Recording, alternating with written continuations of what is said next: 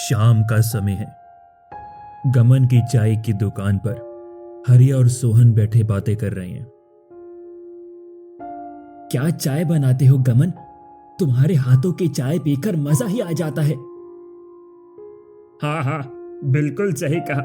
मुझे तो गमन की हाथ की चाय पिए बिना नींद ही नहीं आती है। आप लोग रोज मेरे ही हाथ की चाय पीते हो, इसीलिए आप लोगों को मेरी चाय अच्छी लगती है। कुछ भी कहो, तुम्हारे हाथ की चाय का तो कोई जवाब ही नहीं है। वैसे तुम लोगों ने सुना, कल पास के ही गांव में किसी को भूत ने जान से मार दिया। हाँ, वहां तो हमेशा ऐसी घटनाएं होती रहती हैं। आज से 4 महीने पहले भी एक ऐसी घटना घटी थी और कल फिर। शुक्र है कि अपने गांव में आज तक ऐसा कुछ नहीं हुआ है। ये लोग बातें कर रहे होते हैं, तभी वहां एक बुजुर्ग आदमी आ जाता है। क्यों? कैसे हो साहब? तुम लोग क्या कह रहे हो? अपने गांव में क्या नहीं हुआ?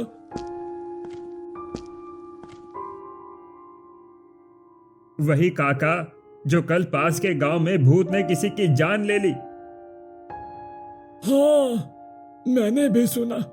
बड़े बेरहमी से भूत ने उसकी हत्या की। बहुत दुखद घटना थी। वैसे काका, आपने कभी भूत देखा है? हाँ काका, आप तो इतने बुजुर्ग हैं, आपने कभी ना कभी तो भूत देखा ही होगा। हाँ, भूत तो देखा है। असली नहीं, पर नकली भूत देखा है। नकली भूत? आपने नकली भूत कहां देख लिया? अपने बचपन के दोस्त श्यामू के गांव में। कब? जरा हमें भी बताइए। आज से कई साल पहले की बात है। मैं शायद 30-35 साल का रहा हूंगा। दोस्त से मिलने बहुत समय हो गया था, तो मेरे दोस्त ने मुझे मिलने के लिए अपने गांव बादलपुर बुलाया। उस समय वहां के लिए एक ही ट्रेन जाती थी, जो शाम के 4 बजे की थी। मैंने वही ट्रेन पकड़ी।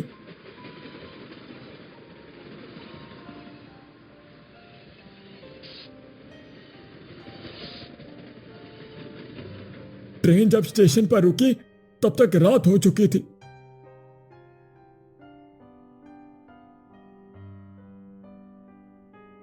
स्टेशन पर दूर दूर तक कोई दिखाई नहीं दे रहा था। स्टेशन पूरी तरह खाली था। पहले तो स्टेशन पर एक चाय की दुकान थी, जहां पर रिक्शा मिलता था, पर उस समय वहां कोई दुकान नहीं थी और ना ही कोई रिक्शे वाला दिखाई दे रहा था। यहां पर इतना सन्नाटा क्यों है? कोई रिक्शे वाला भी नहीं दिख रहा। पिछली बार जब आया था तो ऐसा नहीं था। अंधेरा होने की वजह से कोई रास्ता याद ही नहीं आ रहा था। कुछ दूर जाने पर एक मिठाई की दुकान दिखी। वहां जाकर पूछा तो, भैया, बादलपुर गांव जाने का रास्ता कहां से है? यहां से थोड़ी दूर पर एक आम का पेड़ है, उसी के बगल में कच्चा रास्ता गांव तक जाता है। वैसे आप इतनी रात को कहां से आ रहे हैं? मैं रामपुर गांव से आ रहा हूं। यहां आए बहुत दिन हो गए थे और अंधेरा भी हो गया है, इसलिए रास्ता समझ नहीं आ रहा था। ध्यान से जाइएगा। इस रास्ते पर एक बहुत ही खतरनाक और डरावना मंदिर है। उसके आसपास भूल कर भी मत रुकिएगा।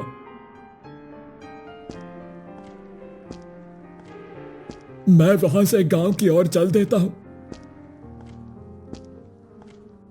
कुछ दूर चलने के बाद मुझे वही मंदिर दिखाई देता है। मैं वो मंदिर देखकर रुक जाता हूं। मिठाई वाले भैया ने जैसा कहा था, मंदिर तो वैसा नहीं था, लेकिन मंदिर के अंदर से जैसे किसी के बात करने की आवाज सुनाई दे रही थी। मैं ज्यादा ना सोचकर वहां से चला जाता हूं।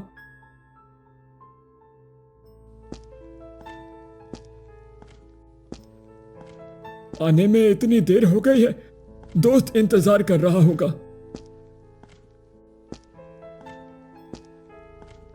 कुछ ही देर में मैं दोस्त के घर पहुंच गया था। अरे रामू, तुम आ गए? इतनी देर कैसे हो गई? मुझे लगा तुम आ ही नहीं रहे हो। मैं कब से तुम्हारा इंतजार कर रहा था। नहीं दोस्त, तुम्हारे घर आए बहुत दिन हो गए थे तो रास्ता याद नहीं रहा, इसीलिए आने में देर हो गई। आओ आओ, बैठो, घर में बैठो। इतनी दूर से आ रहे हो, तुम थक गए होगे। हम दोनों ने देर रात तक बातें की और अगले दिन मैंने दोस्त से पूछा, दोस्त वो जो स्टेशन के पास एक मिठाई की दुकान है ना? हाँ हाँ हाँ, रामू, वो तो अपने शिव भैया की दुकान है। पहले से गांव में रहते थे, 4 साल से वो पास के ही गांव में रहने लगे हैं। क्यों, क्या हुआ?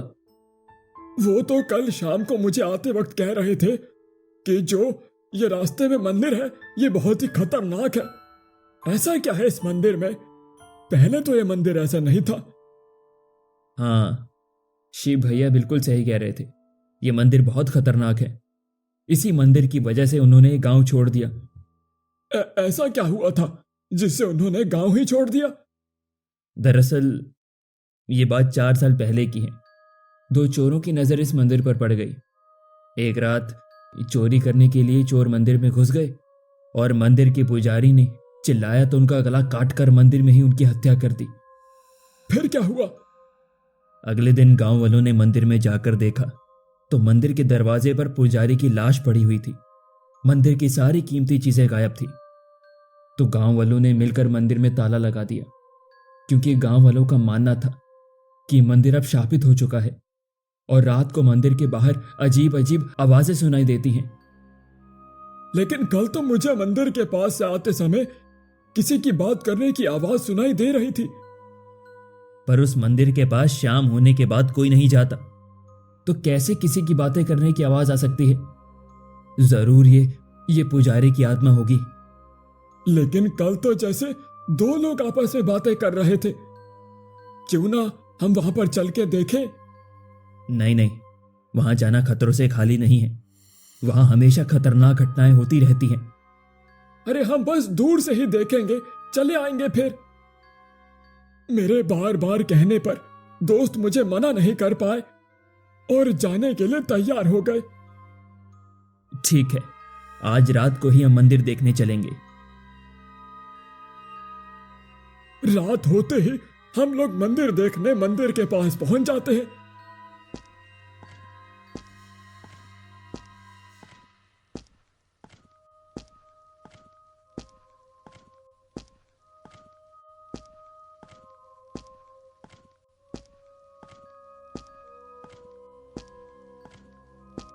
देखा रामू, ये मंदिर कितना डरावना लग रहा है और आसपास कोई भी इंसान दिखाई नहीं दे रहा।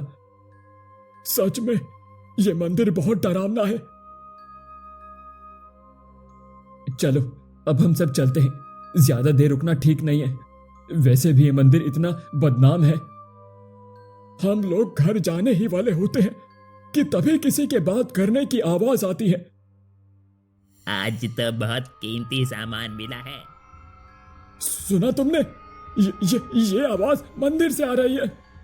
हाँ, लेकिन मंदिर में कौन हो सकता है, वो भी इतनी रात को? हम लोग मंदिर के पास जाते हैं तो आवाज एकदम साफ सुनाई दे रही थी। मंदिर का दरवाजा भी खुला था। फिर मैंने मंदिर के अंदर झांक कर देखा तो चोर अंदर बैठकर आपस में पैसे बांट रहे थे। मंदिर का दरवाजा भी खुला था। ये ले तेरा हिस्सा और ये रहा मेरा हिस्सा। तो खुश है ना? हाँ हाँ भाई, आज तो काफी सारा धन हाथ लगा है। अगर ऐसे ही रोज धन मिलता रहे तो जल्दी ही हम दोनों अमीर हो जाएंगे। अरे दोस्त, मंदिर के अंदर तो 2 चोर आपस में पैसे बांट रहे हैं। वही तो मुझे भी समझ में नहीं आ रहा। गांव वाले तो कहते थे कि इस मंदिर में पुजारी की आत्मा रहती है, लेकिन यहां तो कुछ और ही है। फिर क्या हुआ काका? हम दोनों घर लौट आते हैं और अगली सुबह होने पर हमने गांव वालों को सारी बातें बताई। गांव वालों ने मिलकर उन चोरों को पकड़ लिया। पकड़े जाने के बाद चोरों ने बताया कि उन्होंने ही पुजारी को मारा था और मंदिर की लूट की थी। जब गांव वाले उस मंदिर से डरने लगे तो उसी का फायदा उठाकर उन चोरों ने मंदिर को अपना अड्डा बना लिया। दिन में वो मंदिर में ताला लगाकर चोरी की योजना बनाते और चोरी करने के बाद चोरी का सामान रात को मंदिर में छिपा देते थे, जिससे वे कभी पकड़े ही नहीं जाते थे और उन्हें चोरी करने में भी आसानी होती थी। गमन की चाय की तरह इन चोरों की कहानी भी बड़ी मजेदार थी काका। हाँ काका, इन चोरों की शातिर दिमाग को तो मानना पड़ेगा।